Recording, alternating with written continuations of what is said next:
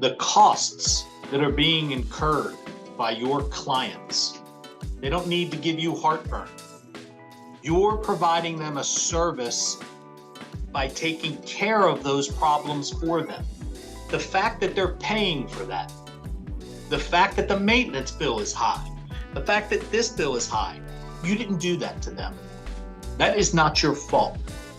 You provided them the ability to go on and go to their daughter's wedding uninterrupted and run their other business interests uninterrupted.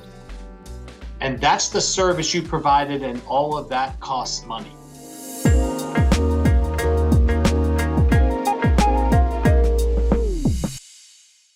In today's video, I'll be speaking with Steve Paran, owner of JMAX Property Management. Steve has grown his property management company to over 300 properties in Roanoke and Salem, Virginia. He is also on the board of NARPM and has a wealth of knowledge that he can share with us in terms of property management. Steve has an interesting story where he started as a local TV news reporter to eventually a successful property management company owner. So I'll get straight into the interview so that you can hear from Steve himself. So Steve, thanks so much for joining us today. To get started, can you just tell us a little bit about your background and experience in property management? Well, I mean, like most other people, I mean, I went to college for property management. It's what I've wanted to do all my life. And that's sarcasm. Obviously, nobody goes to college for property management. Actually, I was a communications major, and then I started flipping houses after my first career, and I went from flipping houses to having rentals. And then I learned about this thing called property management. I didn't know anything about it. Someone called me and said, "Hey, I know you have 24 units yourself. Would you manage mine?" And I went, "I don't even know what you're talking about." So I talked to my broker at the time, and he explained to me, "Yeah, you charge him a fee, and then you do his job." And I was like, "Okay." So I grew that to 12 doors, not 12 doors, 7 clients, and I had about 25 doors. And I started doing some math in my head, and I was like, well, I mean, if I got another 50 or so doors, like maybe I could make this a job. And then out of the blue, the opportunity to purchase a book of business in town came up. The broker had died.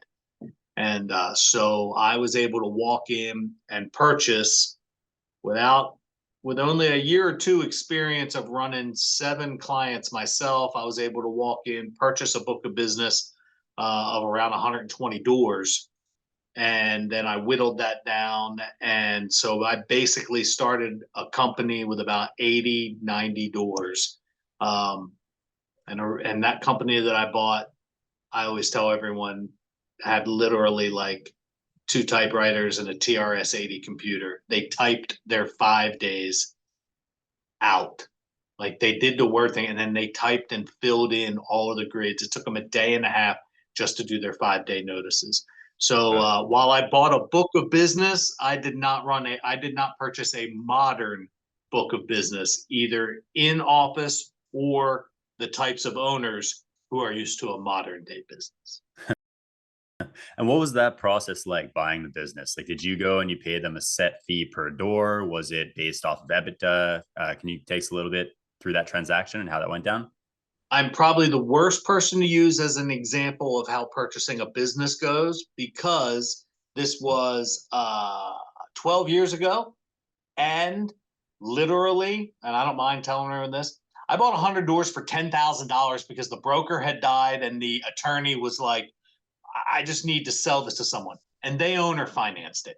So I'm a unicorn in the way of buying a business. So that is definitely not my expertise. Even though it's the way that you actually got started in property management. It's how I got started, but it was not the normal way. Got it. So you were able to basically start a business that had roughly 100 doors by buying a book of business plus the few properties that you had beforehand. So I guess once you hit that 100 doors, that must have been a little bit overwhelming, right? You kind of go from, if I'm not mistaken, before you were a news reporter or something of that nature. Is that correct? I spent 10 years in local TV. I was the feature reporter for the local news. That's what my degree was in, was communications, what I always wanted to do. So I spent almost 10 years being the guy that when you turn on the news in the morning, they go to him every half hour, and because the circus is in town and he's dressed like a clown, the feel good thing. Great job, but did not pay well. So I started flipping houses, and then that's what got me into the property management. But no, that was my original training, and then boom, now after having 25 doors of my own and another 20 of somebody else's, now I've got 100, 120, and boom, I'm a business. Crazy. So all of a sudden you have a business to run that's managing 100 doors or so. What type of problems were you encountering in that first year? I imagine it must have been pretty hectic.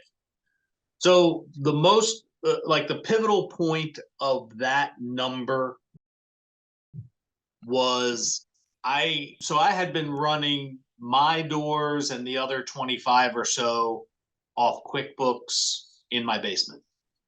And so the most pivotal thing was, oh my God, I need some sort of software. Like I can't keep doing this on QuickBooks.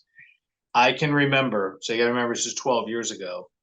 I can remember really, it was kind of propertyware and Appfolio. Like that was it. And I had to make a decision between the two. And I chose propertyware. That's what we use. And that was huge. I didn't even, and I had to go in, I had an office where they had literally, every owner had a checkbook. Remember, I told you this was not a modern office. So every owner had a checkbook. And obviously that's how propertyware works, right? It's still the same thing. Every owner technically in any management software has their own checkbook, but this was being physically done that way. So when I bought the business, I had also inherited 2 staff, and one of them was a touch older, and she was like, what do you, it's all going to be in the computer. And I'm like, yeah, it is. And look, I'm 52 years old. The thought of going to not having a paper file worried me as well. But we embraced the technology, and that was probably the one single biggest thing, was figuring out how do we launch and use a property management system when really we don't even know what our own policies and procedures are.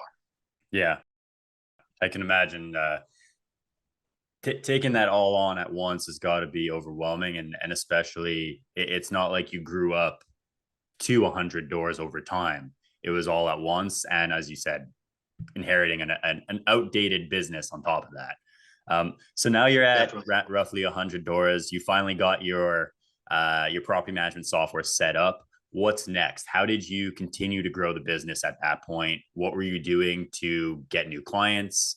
And what new challenges were you facing after that initial year, let's say, when you were just getting property management software set up? So the first year, I spent getting rid of clients I didn't want.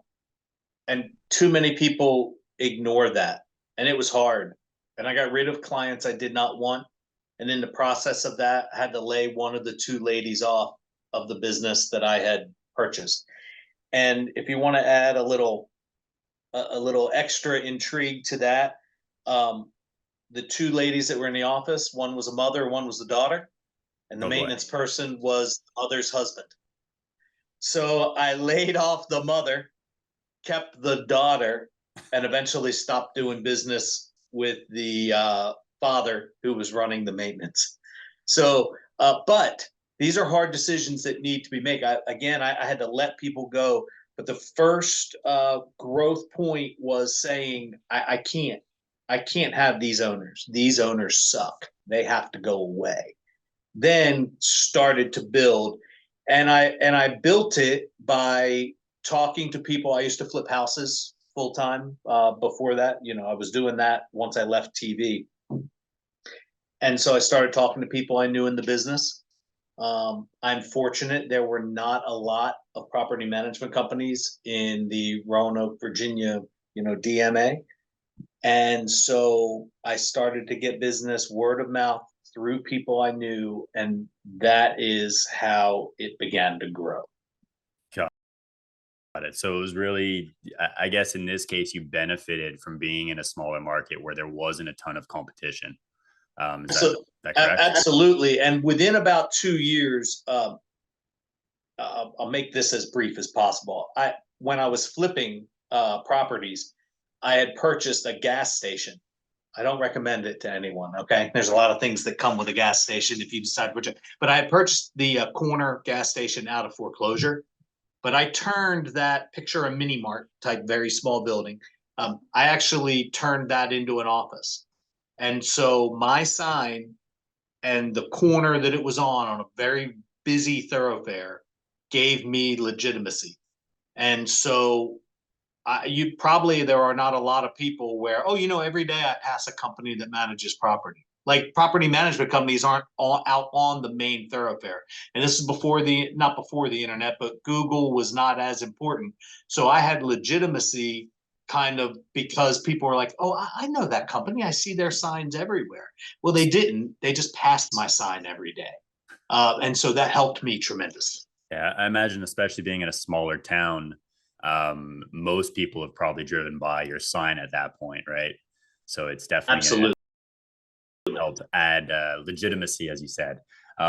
So I guess once you hit 120 doors, then how long did it take you, let's say, to get to your next 100 doors? So I went through different spurts. When you and I got together, I don't even remember how many doors I had at the time, but I well, I can tell you, I had probably gone through my first 5 years or so. So about 5 years in, actually, the story I just told you plays into why you and I are together, and that is because I moved from that building. I sold that corner. And I had a realtor friend of mine who's like, you're nuts because you're going to lose your visibility. And I'm like, no, man, everybody looks through Google now. And so when I moved to a building that was not on a main thoroughfare and it was just an office in an office complex, I needed a presence. And the way I got that presence was when I met up with you and started our journey together through our website. Okay. And so our website creation and our marketing and our reputation management, that is how I grew my clients after the initial few years that were just word of mouth. Got it. Got it. And at this point, so you manage roughly 300 doors. What does your team look like? How involved in the day-to-day are you? How many members are on your team? Can you take us a little bit through that? Sure. So a year and a half ago, I got on board with the RTM craze. I mean, I say craze at the time; it was a craze. It's By pretty RTM, you standard. mean remote team member?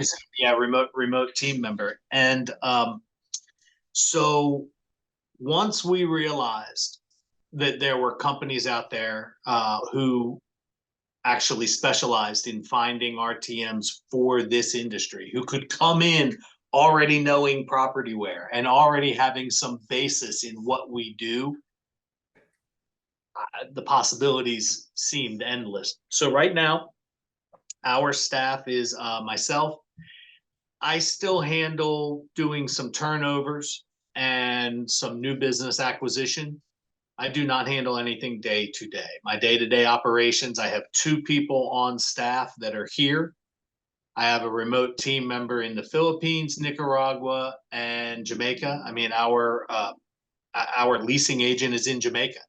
So another key component, the way that happens is we already had a showing system in place. So we use self-showing lock boxes. So you have self-showing lock boxes already in place. That got rid of the need for the leasing agent to be here.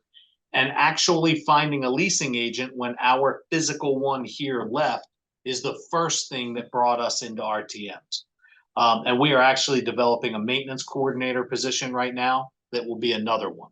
So within the next 6 months, there will be 3 of us here on site and 4 RTMs, and that is the makeup of our business.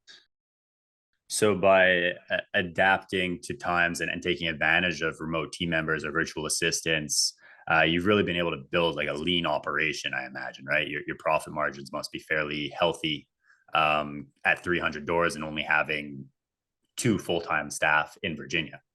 Yeah. So the profit margin is better than it was. Put Yeah. it that way. I mean, I won't say that we're killing it yet, because we're constantly evolving, and I'm big on technology. So, for example, I'm building a room for our keys, and I just spent 10 grand on a key management system where someone in the Philippines can assign vendor X the key to 123 Mockingbird Lane. He comes to our key room, scans a email he got on his phone, and the door that has the key to 123 Mockingbird Lane opens, and he leaves, and no one needs to be in the office. Wow. So we invest pretty heavily back into the company, and I hope for those margins to be a lot better in the next few years. But the way they happen is by setting these SOPs and setting these procedures. The one thing I would tell anyone moving to using RTMs forces you to get stuff out of your head and write it down, because you can't have an RTM without an SOP. And if you don't have your standard operating procedures written down, you can't use them. You can't teach somebody without. And that in and of itself is one of the great benefits of using remote team members. It gets you in the habit of writing down your policies and procedures. 100%. I think that can apply to any business owner out there, regardless of your size. In fact, the smaller you are, the more important it is to take the time now to document your standard operating procedures, because it gets tougher the busier you get. It does, but it's a catch-22, because the smaller you are you going to do all the crap that needs done today? Or are you going to sit down and write an SOP so that somebody else could do it? It's hard to find that time when you're smaller. 100%. But it's important, though, is what I'm trying to say. Yeah. Very important. Yeah. So during your time in property management, you've now been doing this for over a decade. And, I know you fairly well by now. Can you share with us, what are some of the craziest stories that you've encountered in property management? Two of my favorites, I don't know how crazy they are to anybody who's in this business, because they're like, yeah, I've heard that before. Two of my favorites are voicemail messages. I had a voicemail message. One lady, she said, hey, I'm just calling to let you know that the police were here, and I knew you were going to hear about it. I just want to let you know they found some paraphernalia, crack pipe, but it wasn't mine. And so this just went on and on. So one, I have a tenant calling me on a voice and leaving a voicemail saying they found a crack pipe, and yeah, it was in my house, but it wasn't mine. And then I have another, I've told this one before on another podcast, but we had a house fire, and the way we found out about the house fire was the tenant called, and her words were, so you see, I was cooking myself some chili cheese fries, and the grease caught on fire. And this is just my chili cheese fries story. Like, I literally had someone call and leave me a message and tell me she caught the house on fire while cooking chili cheese fries. So, and I do know one other property manager, Jeff Lai, who in Nashville, who had someone who also caught their house on fire with chili cheese fries. So be aware of people who cook chili cheese fries in your property. I think you got to put that on the lease agreement. No chili cheese fries allowed in the house. No cheese fries. Yeah. Oh man, that's crazy. That's that can definitely ruin your week. So in terms of your client base, do you prefer working with investors that have multiple properties, or do you prefer working with people that have maybe 1 to 2 properties? What's your, I guess, current portfolio look like, and what's your preference? I prefer to work with people who have been managed by somebody else, is my best way to describe that. I prefer to work with people who have multiple properties. If you have not been managed by somebody else and you've been managing multiple properties, then I want to talk to you. Do you want your portfolio run like a business? Then I want you to come talk to us because we're going to run your portfolio like a business. I am not interested in teaching person X who has one property that they inherited from their mother about how it's different when you switch to professional property management. Now, if you are person X who has one property you inherited from your mother, but it's been managed by company X for the last 5 years, come on, because I don't have to teach you how this works. I just show you how we do it better. So I mostly care about your experience with management, and if I can get you from if I can get you where either you've been doing all the work and you have multiple, or you have been professionally managed before, that's my sweet spot. That's who I want to deal with them. Will you actually turn away people that have never used a management company before? Absolutely. Really? I have. Just so, playing devil's advocate on this. Working with people that have many properties, I definitely can see the benefit, right? You have one person sign up, all of a sudden you have 10 new doors to manage.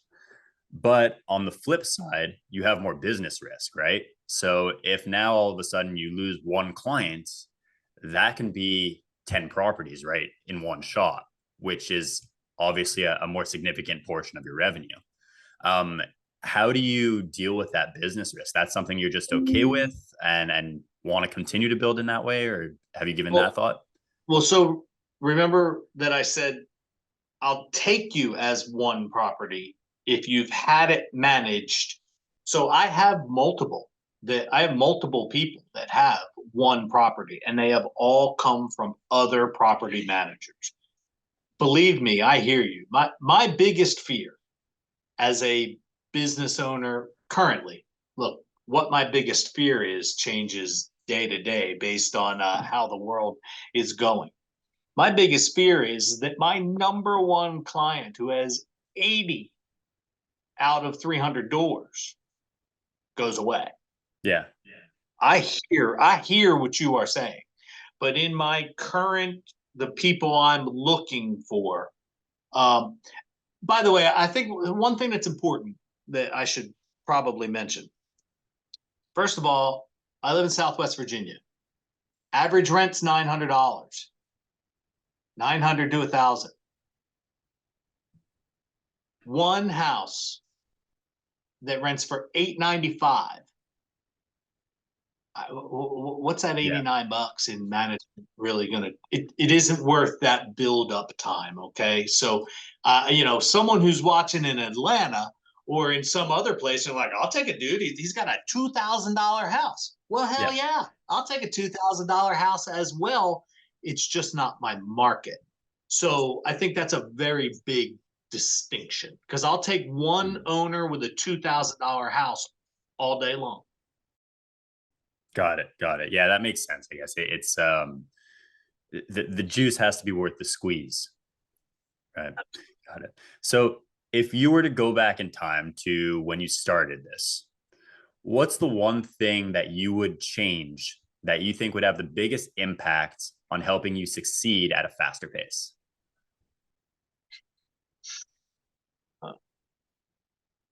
I probably would have listened more. I'm going to pump you up for a minute, but not because I'm sitting here in front of you. You of all people, for anyone out there who doesn't know, the folks over at Upkeep have told me 75 different times what I'm doing wrong in my marketing to people and my handling of leads.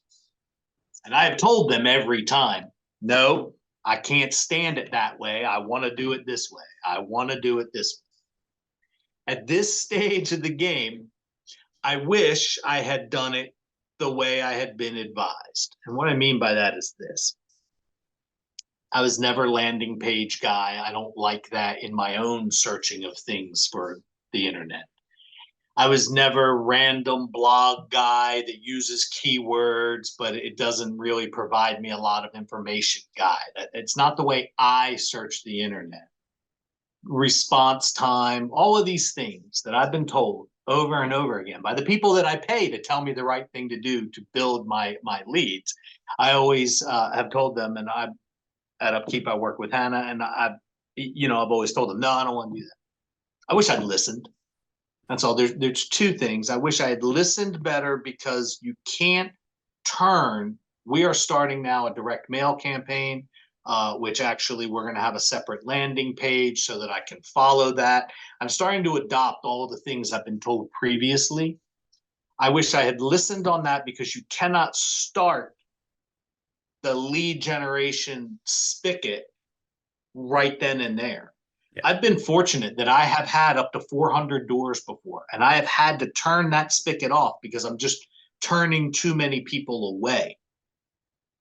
But you don't really want to turn it off. You need to leave it on. And because give them to your competitors, do whatever, but it's hard to get that spigot turned on again. And that's what we're facing right now. The other thing I would have done differently is I would have charged more from the start. I came to this business as a property owner. I always used to use the old Hair Club for Men commercial gig where I told people I'm not just the owner, I'm a client. My properties are managed through here. You have to approach property management as a property management professional and realize the costs that are being incurred by your clients. They don't need to give you heartburn.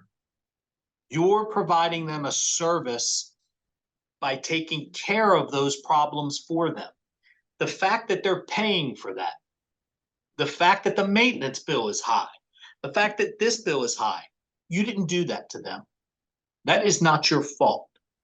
You provided them the ability to go on and go to their daughter's wedding uninterrupted and run their other business interests uninterrupted. And that's the service you provided, and all of that costs money. So I even started from the, why the hell would I pay a leasing? That's ridiculous. That's what I pay those people to do, because I was thinking like an owner instead of thinking like a professional property manager who needs to have funds to run their business and offer the services that we provide. Got it. So basically the way that you handle leads and approach growth, and then also not being scared to charge more. I will say, I think that's a very natural thing for most business owners, especially the first time they really start to experience growth, to think, okay, I need to slow down, get my operations intact, and then I'll focus on growth again.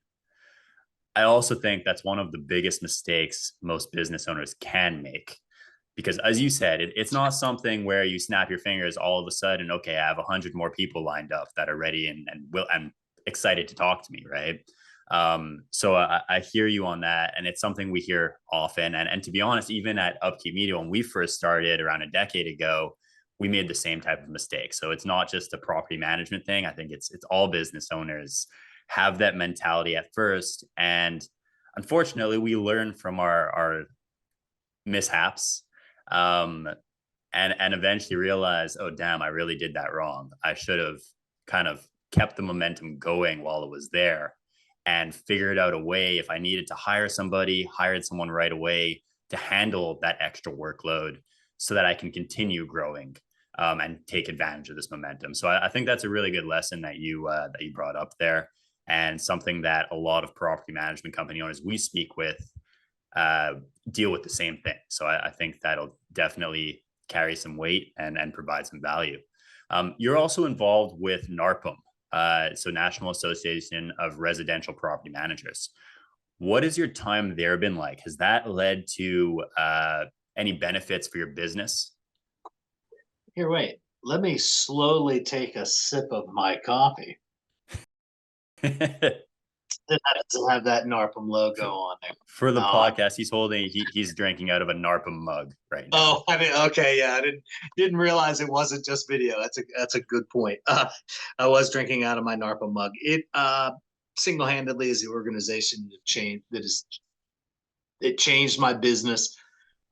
Without being too hokey, it's changed my life. I'm on the national board. I'm the Atlantic region vice president. One day I hope to be president. I hope to be president of the national organization. We're in a business where you have to have people that are in your business to talk to a little bit, because no one else really kind of understands. Yeah. So there are benefits to that. I will tell you that you get out of, remember, we've mentioned a couple of times, I'm in a smaller area. Okay. Yep. Whether you're in a smaller area or a bigger area, it doesn't matter. Most of the time, you have the thoughts, concepts, and ideas that are the norm in your market. When you belong to NARPM, then you go to a national convention and you see how it's done in so many other places. I had a realtor friend of mine who was a mentor who would say, like, you can't do that. That's not going to fly here. Yes, it does. And when you show that other professional organizations are doing 360 inspections, other professional organizations are charging for leasing fees and renewal fees, and when you show and bring into your market a technology that your market is not using, no one in our market used 360 inspections when we started. And I would have never found that. It's just one example that I would have never found if it weren't for NARPM. NARPM is the organization I choose to give my time to it, because the more I get involved in it, the more I get back. That sounds hokey. That sounds cliche. I have a business coach now because of NARPM. I use as one of my spiels that I tell everyone, NARPM is awesome, but it isn't DoorDash. It doesn't just deliver you awesome stuff that now changes your life. You need to be involved. You have to go to meetings. You have, most importantly, go to national events. And that is where, if you do nothing else other than write 2 ideas down and come back and act on them, it's changed my business and personal life permanently. Yeah. The community aspect is huge. Being able to speak with other like-minded individuals that are also running a property management company, that are encountering the same type of stresses and difficulties that you are, and learning from each other, I think that's invaluable. So I can definitely see the benefit there. From here, if anyone wanted to reach out to you to connect, where would be the best place for them to do that? JMAX, JMAX Property Management.com. And you shoot me an email, fill something out there, Steve at JMAX Property Management.com.